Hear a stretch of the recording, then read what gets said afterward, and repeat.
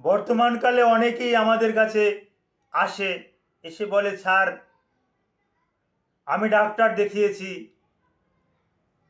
Gynaecologist দেখিয়েছি, আরও অনেক ডাক্তার দেখিয়েছি, আপনার কাছেও স্যার এসেছিলাম, স্যার আপনিও বলছেন যে আপনারা হাজব্যান্ড ওয়াইফ দুজনেই ভালো আছেন, কিন্তু তারপরেও বাচ্চা হচ্ছে না। বিভিন্ন পরীক্ষা নিরীক্ষা করিয়েছেন, দেখছেন, তারপরেও বাচ্চা হচ্ছে না। এর কারণ কি? অনেক মহিলারাও কিন্তু এরকমের আমার কাছে পার্সোনালভাবে ফোন করে, জানে স্যার আমার স্বামী তো আমার কাছে থাকে, তার আপনিও তো বলছেন স্যার তার বীর্যে কোনো সমস্যা নাই, তার স্পার্ম কোয়ালিটি ভালো আছে, তিনি অলিগোস্পার্মিয়া, অ্যাজোস্পার্মিয়া, নর্মোস্পার্মিয়া এই সমস্ত রোগে আক্রান্ত না, তার ভালো বীর্যের মান ভালো, আর আমারও ডিম্বের মান ভালো, সুতরাং আমরা একটা সন্তান পাচ্ছি না কেন? গুরুত্বপূর্ণ একটা প্রশ্ন। এই প্রশ্নের উত্তর আমি দেব। আসসালামু আলাইকুম রহমতুল্লাহি ওয়া বারাকাতুহু। আমি ডাক্তার মীর শহীদুল ইসলাম। আমার চেম্বার শুভেচ্ছা 255, ঐতিহ্যবাহী শেখ ঘাট, সিলেট। যে গুগলে গিয়ে ডাক্তার মীর শহীদুল ইসলাম কথাটি লিখে সার্চ দেওয়া মাত্রই আমার যাবতীয় তথ্যাদি আপনি পেয়ে যাবেন, এমনকি আমার লোকেশন, ভিজিটিং কার্ড, সব তথ্য পেয়ে যাবেন। জি দর্শক শ্রোতা, আলোচনা করতেছিলাম সঠিক স্বামী স্ত্রী দৈহিক মেলামেশা, তাদের সন্তান হওয়ার জন্য যে শারীরিক মেলামেশা করার দরকার, এই মেলামেশাটা করে যাচ্ছে কিন্তু ফল পাচ্ছে না। এখানে ত্রুটিটা কোথায়? এখানে ত্রুটিটা হলো, আমরা একটা প্রবাচন বলে থাকি, একটা বাগধারা বলে থাকি। বাগধারাটা হলো সময়ের 1 ফোর, অসময়ের 10 ফোর। অসময়ে 10 ফোর দিলেও কোনো কাজে আসবে না, সময় 1 ফোর দিলেও কাজে আসবে। অর্থাৎ সময় মতন আপনি যদি এক ফোঁটা বীর্য, 1 ফোঁটা যদি আপনি বীর্য স্পাম আপনি আপনার স্ত্রীর যৌনাঙ্গে ফেলতে পারেন, তাহলে অতি আপনি বাবা হতে পারবেন।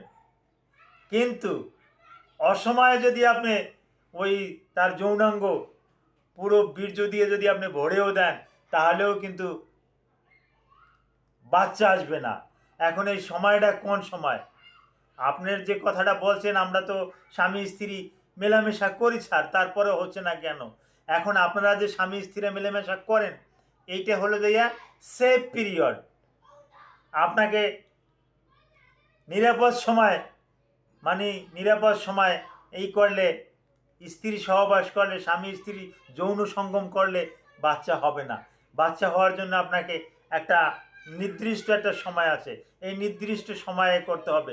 অর্থাৎ নির্দিষ্ট সময় একটা মহিলা যখন সে ওভুলেশন হবে, ওভুলেশন হলে তার ইউট্রাস, তার জরায়ুর মুখটা কিন্তু একদম ফুল, যেমন গাছে ফুল হলে যেমন সন্ধ্যার সময় দেখা যায় যে ফুলগুলো চুপচিয়ে আসে, ফুলের মুখগুলো বন্ধ হয়ে যায়, আবার বৈকালবেলা হলে দেখা যায় যে ফুলগুলো ফুটে, দেখতেও খুব সুন্দর লাগে, বিভিন্ন ফুলের দিকে তাকাইলে মনে হয় যেন না ফুলটা খুব ভালো। এরকম বিভিন্ন ফুলের এক একটা আছে, কোনটা রাতে ফোটে, কোনোটা দিনে ফোটে, ঠিক এই জরায়ুটাও কিন্তু এরকম ফুলের মতন ফুটে থাকে। আমরা যারা সরাসরি দেখেছি আমরা এটা বলতে পারি। হ্যাঁ, যারা এটা কখনোই দেখেন নাই তারা এটা সম্পর্কে কোনো তাদের ধারণাই নাই, ফুলের মতো ফুটে থাকে। হ্যাঁ, এটা ওভুলেশন পিরিয়ডে, ওভুলেশন ছাড়া এটা কিন্তু ইউটেরাসের মুখটা কিন্তু ক্লোজ থাকে, এটা কিন্তু বন্ধ থাকে। এবং এই বন্ধও শুধু থাকে না, এখানে কিন্তু একটা ওই মিউকাস থাকে, মিউকাস মানে একটা শ্লেষ্মা থাকে। এই শ্লেষ্মা থাকার পরিপ্রেক্ষিতে কোনো স্পাম বীর্য ওই জরায়ুর ভিতরে কিন্তু আর প্রবেশ করতে পারে না। জরায়ুর ভিতরে প্রবেশ না করতে পারলে তো আর বাচ্চা হওয়ার কোনো সম্ভাবনা নাই। তাহলে আপনাকে একটা সেফ পিরিয়ড জানতে হবে এবং ডেঞ্জার পিরিয়ডটা জানতে হবে, ওভুলেশন পিরিয়ড জানতে হবে। এখন আমি ওভুলেশন পিরিয়ডটা বলতেছি। আবার অনেকের ধারণা যে স্যার আমি তো 10 দিন থাকছি, এই 10 দিন থাকছেন, এই 10 দিনই তখন বাচ্চা হওয়ার সময় না, তখন এটা একদম নিরাপদ যৌন আচরণের সময়, যৌন ক্রিয়া করার জন্য সময়, যে ওই সময় যৌন মিলন করলে বাচ্চাটা হবে না, সেই সময় আপনি করছেন। অনেকে বলে স্যার হ্যাঁ আমার বাড়ি তো গোপালগঞ্জ, আমি চাকরি করি রাজশাহীতে, আমি রাজশাহী থেকে ছুটি নিয়ে আসছি 10 দিনের ছুটি নিয়ে আসছি। 10 দিনে তো স্যার বেয়াদবি মাফ করবেন, 10 দিনে তো স্যার হ্যাঁ অন্তত 20-25 বার আমি আমার স্ত্রীর সাথে সহবাস করেছি, রিপোর্ট তো সব ভালো, আমি তো কোনো রকমের কোনো ত্রুটি করি নাই। কিন্তু ওই 10 দিনই বাচ্চা হওয়ার মতন পরিবেশ ছিল না। এরকমের একটা এলাকার কথা বলবো না, কেউ বলবেন যে আমি সিলেট থেকে ঢাকা গেছি, কেউ বলবে ঢাকা থেকে আমি কোটালীপাড়া গেছি, কেউ বলবে আমি কোটালীপাড়া থেকে আমি গোপালগঞ্জ গেছি, বরিশাল থেকে আমি নরসিংদী আসছি, নরসিংদী থেকে আমি মৌলভীবাজার গেছি।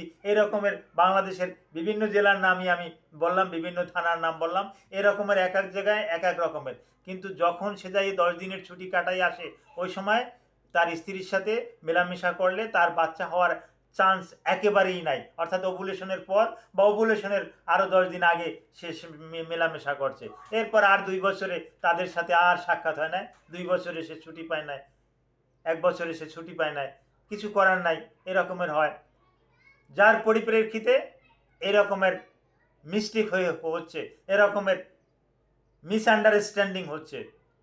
তাহলে সঠিক নিয়মটা হলো ওভুলেশনের সময় মেলামেশা যদি করে, স্বামী স্ত্রী যদি যৌন সঙ্গম করে, তাহলে কিন্তু একেবারে 100% যদি কোনো সমস্যা না থাকে তাহলে বাচ্চা হবে। অনেক সময় আমরা অনেকে ডাক্তাররা বলে থাকে যৌন সঙ্গমের পর আপনি মেলামেশার পর আপনার পাছাটা, আপনি মহিলা মানুষ, আপনার পাছাটা একটু উপরে আগলি দিয়ে রাখবেন, পাছার নিচে একটা বালিশ দিয়ে রাখবেন, যাতে ওই বীর্যটা জরায়ুর ভিতরে ঢুকতে পারে। এর কোনো ভিত্তি নাই, এগুলো যে আমরা বলে থাকি, হ্যাঁ অনেকে বলে থাকে, এর কোনো ভিত্তি নাই। আপনি একটা ফোঁটা বীর্য দেন, এই একটা ফোঁটা বীর্য ওই মাসিকের রাস্তা থেকে জরায়ু পর্যন্ত পৌঁছতে মাত্র কয়েক সেকেন্ড লাগে, এখানে মিনিটও লাগে না, সরাসরি সে ইউটেরাসে ঢুকে যায়। হ্যাঁ ওর গতিটা যদি ভালো থাকে, স্পার্মের গতি যদি ভালো থাকে, ও কিন্তু দ্রুত দৌড়িয়ে কিন্তু ওখানে চলে যায়, এবং ওই যে ওভাম যে ডিম্বাণু আছে, এই ডিম্বাণুর সাথে কিন্তু একটা জাইগোট ঘটে, আর জাইগোট ঘটলেই একটা সন্তান আসে, একটা ভ্রূণ আসে। তো এই ভুলটা কিন্তু অনেকেই করে। তো এরকমের নির্দিষ্ট সময় এই ওভুলেশনের পিরিয়ডে তাকে কিন্তু ইন্টারকোর্স করতে হবে, স্বামী স্ত্রী মেলামেশা করবে, এই সময় স্বামী স্ত্রী মেলামেশা করলেই কিন্তু একটা বাচ্চা পাওয়া সম্ভব। এই সম্পর্কে আরও কত তথ্য জানতে চাইলে আমাকে সরাসরি ফোন করুন, আমি আপনাকে বিস্তারিত জানিয়ে দেব। Thank you all.